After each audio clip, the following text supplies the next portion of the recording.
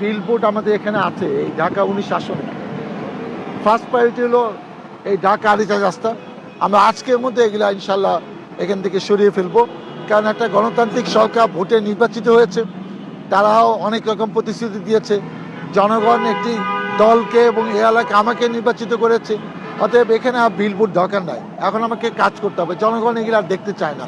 এগুলো অতীতে একটা যাওয়ার ছিল, সারা বছর ধরে বিলবোর্ড থাকবে, কেন বিলবোর্ড থাকবে, এটা দরকার নাই।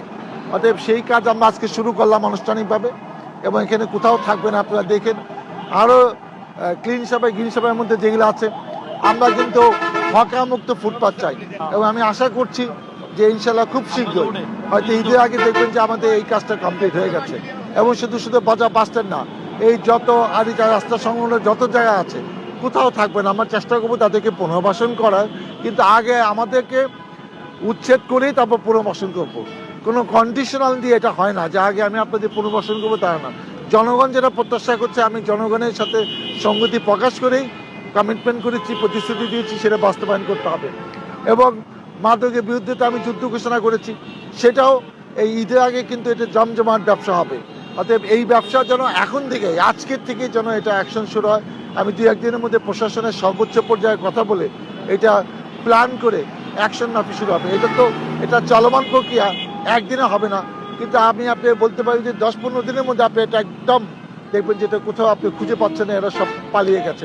এবং এটা জনগণের সবার আগে এটা একটা দাবি ছিল, সেটা কিন্তু আমরা ইনশাল্লাহ এই 100 দিনের মধ্যে এটা আমরা বাস্তবায়ন করব।